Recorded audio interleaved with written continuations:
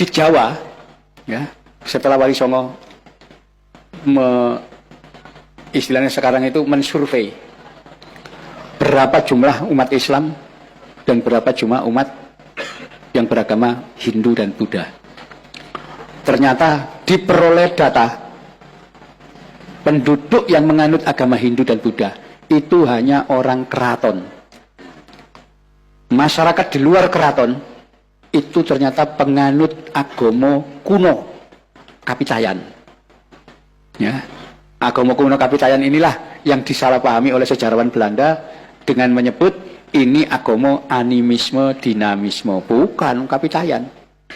Ya, Kapitayan itu adalah agama yang menyembah, ya, sesembahan yang disebut Sang Hyang Taya. Taya itu artinya kosong, suwung, tidak bisa dijelaskan, tidak bisa digambarkan. Karena itu hanya didefinisikan, Taya itu artinya tan keno kinoyo ngopo, tidak bisa diapa-apakan. Ya, itulah kenapa Islam dulu sulit dikembangkan, karena saudagar-saudagar zaman dulu menganggap bahwa Allah itu ada di ars, ada tempatnya, duduk di singgasana di kursi. Nah, menurut orang Kapitayan, loh itu apa bedanya dengan Hindu? Dewa-dewa yang duduk di singgasana di itu nggak mau orang. Ya, jadi itu pertama kali. Ya, karena itu orang Jawa zaman kuno itu kalau melakukan sembahyang itu menghadap ke arah gua. Gua itu kosong. Ya, jadi menghadap ke arah kosong. Itulah pada zaman megalitikum orang-orang Kapitayan ini mampu membuat rumah ibadah yang disebut dengan nama sanggar. Ya, bentuknya segi empat, bagian tengah ada lubangnya, kosong, subung. Ibadahnya menghadap ke situ. Ya, itulah Wali Songo ketika melihat ajaran-ajaran Kapitayan, mereka lihat tuh mirip sekali dengan Islam ini gitu loh. Ya, yang namanya sembahyang itu gerakannya empat. Ya, pertama tulacek itu berdiri tegak dengan tangan swadikep. Swadikep itu begini, tegak. Setelah itu tungkul, ruku. Setelah itu tondem, sujud, dan tulumpuk, duduk iftiros itu. Itu sembayangnya Kapitayan zaman kuno. Nggak tahu sopo nabi ini, tapi ya cara ibadahnya begitu. Nanti puasa yang namanya puasa berata atau upawasa itu juga tidak makan minum mulai pagi sampai sore. Ya, yang mereka lakukan tiap waktu adalah poso dino pitu, puasa hari 7.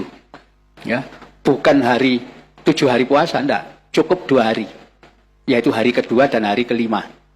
2 tambah 5 sama dengan 7. Jadi orang yang puasa hari kedua dan hari kelima itu sama dengan puasa 7 hari.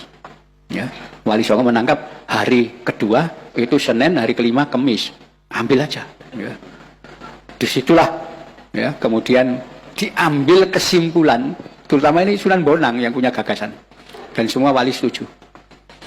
Penduduk penganut Kapitayan itu sejatinya orang Islam, tapi belum membaca syahadat, belum khitan, dan belum mengenal Al-Quran. Ya, karena itu tugas Wali Songo adalah mensyahadatkan penduduk, ngajak mereka khitan, dan kemudian mengenalkan Al-Quran. Itulah ketika Sunan Bonang menjadi imam Masjid Demak, ya, untuk pertama kalinya punya gagasan pensyahadatan massal lewat acara sekaten. Ya, wong Jawa ilate tidak bisa membaca syahadatain tapi sekaten. Sebetulnya membaca 2 kalimat syahadat. Jadi dari kata-kata syahadatain menjadi sekaten. Itu pertama kali. Ya, bikin apa? Arak-arakan, masa kumpul, habis itu apa?